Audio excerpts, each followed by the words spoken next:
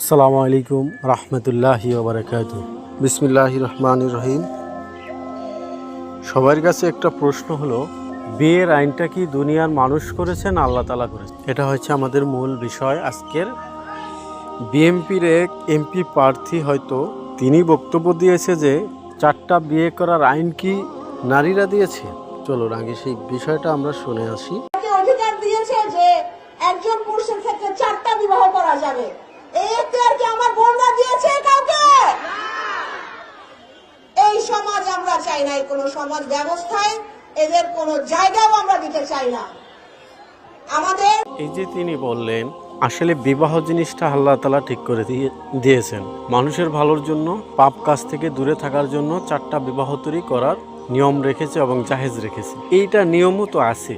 4টা বিবাহ তো যে কোনো লোক করতে পারে না, বা যে কোনো লোকেদের দ্বারা একটা বিবাহ তো অনেকের জন্য জাহেজ নয়। তাহলে তিনি যেই বিষয়টা নিয়ে কথা বললেন, এই বিষয়টা নিয়ে কথা বলার অধিকার তো তার নাই। একটি পুরুষ 4টা বিবাহ করতে পারবে, তার 4টা স্ত্রী চালাবার মতো সক্ষমতা থাকা লাগবে এবং তার পারিবারিক সেরকম ব্যবস্থা থাকা লাগবে।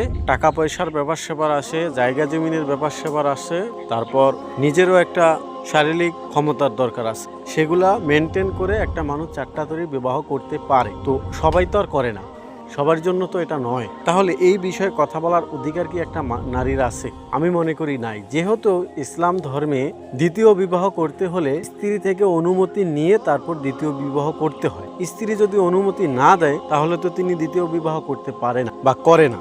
তো বিশেষ করে অনেক ক্ষেত্রে দেখা যায় এগুলা দ্বিতীয় বিবাহ কারা করে, যেরকম স্ত্রীর সাথে তেরকম মেল মহব্বত নাই, তারাই দ্বিতীয় বিয়ে করে, তৃতীয় বিয়ে করে। আবার কিছু মানুষের চরিত্রই এরকম আছে, তারা তৃতীয় 4টা না আরো বেশিও বিয়ে করে, 7-8টা পর্যন্ত অনেকে বিয়ে করে। বাংলাদেশে অনেক থানার ওসি বা পুলিশও আছে এরকম কাজে। প্রতিটা থানায় পোস্টিং হওয়ার পর সেখানে একটা একটা করে বিয়ে করে, যেই জায়গায় পোস্টিং হয় সেই জায়গায় একটা করে বিয়ে করে, এরকম রেকর্ড বাংলাদেশে আছে। তো আপনি যেই বিষয়ে কথা বলেন, এই বিষয়ে কথা বলার অধিকার আপনাকে আল্লাহ তাআলা দেয় নাই। আপনি শরিয়ার বিরুদ্ধে কথা বলেছেন, আপনি ইসলামিক একটা কোরআনের একটা আয়াতের বিরুদ্ধে কথা বলেছেন, এটা আপনি অস্বীকার করেছেন, এই জন্য আপনি কাফের হয়ে গেছেন, আপনি মুরতাদ, আপনি কোনোভাবেই মুসলিম নাই, আপনি একজন নাস্তিক হয়ে গেছেন এবং আপনি একজন কাফের। আপনার সর্বোচ্চ শাস্তি মৃত্যুদণ্ড হতে পারে, যেহেতু আপনি ধর্মের অপব্যাখ্যা করেছেন, ধর্মীয় অনুভূতিতে আঘাত এনে আপনি কথা বলেছেন। এইটা নিয়ে কথা বলার মতো কোনো মানুষ নাই। আমি মনে করি এই নির্বাচনের আগ দিয়ে বিএনপির অনেক নেতা কর্মী কাফের হয়ে যাবে, তারা ধর্ম থেকে বের হয়ে যাবে। কখন বের হয়ে গেছে তারা নিজেরাই জানতে পারবে না। হাসতে হাসতে আরেকজনকে হিংসাত্মকভাবে আঘাত করতে গিয়ে, আক্রমণ করতে গিয়ে, কথা বলতে বলতে তিনি কখন যে কাফের হয়ে গেছে, নাস্তিক হয়ে গেছে, মুরতাদ হয়ে গেছে, এটা তিনি বলতে পারবেন। তো আমি মনে করি ধর্মীয় ব্যাপারে কথা বলতে হলে ধর্মীয় জ্ঞান থাকা লাগবে, ধর্মের সবকিছু আপনার জানা লাগবে, সেই জ্ঞান নিয়ে আপনাকে কথা বলতে হবে।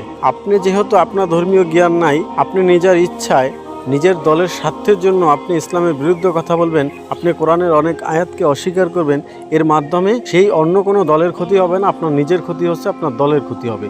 দলের ক্ষতিটা আমার কাছে বড় না, আমার কাছে বড় আপনার নিজের ক্ষতি হচ্ছে। আপনি কখন যে মুনাফিক হয়ে গেছেন, কখন কাফের হয়ে গেছেন, কখন নাস্তিক হয়ে গেছেন, এটা আপনি নিজেও জানতে পারতেছেন না। এটা হচ্ছে আমার মূল পয়েন্ট। তো নির্বাচনের আগে এরকম কোনো বক্তব্য আপনারা দিবেন না যে ক্ষমতায় যাওয়ার জন্য আপনি নিজেকে নিজে কাফের বানিয়ে ফেলছেন, নিজেকে নিজে নাস্তিক বানিয়ে ফেলছেন। ইদানিং এইটাই একটু বেশি দেখা যাচ্ছে যে একটা দলকে, একটা ইসলামিক দলকে কালার বানাবার জন্য এরকম কোনো মিথ্যা কথা নাই যেটা তারা না বলে। এটাকেই বলে মুনাফিকিতা, আর এটাকেই বলে মানুষের নামে গীবত করা, তহমত করা। গীবত একটা জিনিস, গীবত হলো অন্যায় করেছে সেটা মানুষের কাছে বলে বলে বেড়ানো, এটা হয়েছে গীবত। যে অপরাধ করেছে তার কাছে না বলে সারা দেশের মানুষের কাছে জানিয়ে দেওয়াকে বলা হয় গীবত। আর যেটা তিনি অন্যায় করে নাই সেটা বলা মানুষের কাছে, এটাকে বলা হয় তহমত। আপনি তার উপরে একটা মিথ্যা দায় চাপিয়ে দিলেন, মিথ্যা কথা তার বিরুদ্ধে বললেন, এইটার জন্য আপনি মুনাফিক তো হবেন। কাল কিয়ামতের ময়দানে এটার জন্য আপনাকে কঠিন জবাব দিতে হবে।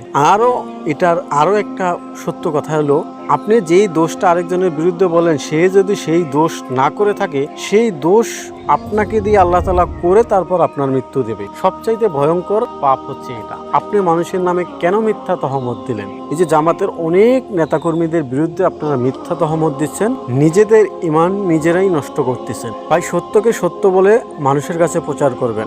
আপনাদের দল বা আমার দল এটা কোনো ফেক না, সত্য সত্যই, সত্য কখনো মিথ্যা দিয়ে চাপা দিয়ে রাখা যায় না। তো আপনারা সেটা চাপা দিয়ে রাখতে চাচ্ছেন। তো সবাই ভালো থাকবেন, এগুলা মেনে চলবেন। এগুলা মেনে না চললে আপনারা কখন নাস্তিক হয়ে গেছেন এটা আপনারা নিজেরও টের পাবেন না। তো সবাই ভালো থাকবেন, সুস্থ থাকবেন। আল্লাহ হাফেজ।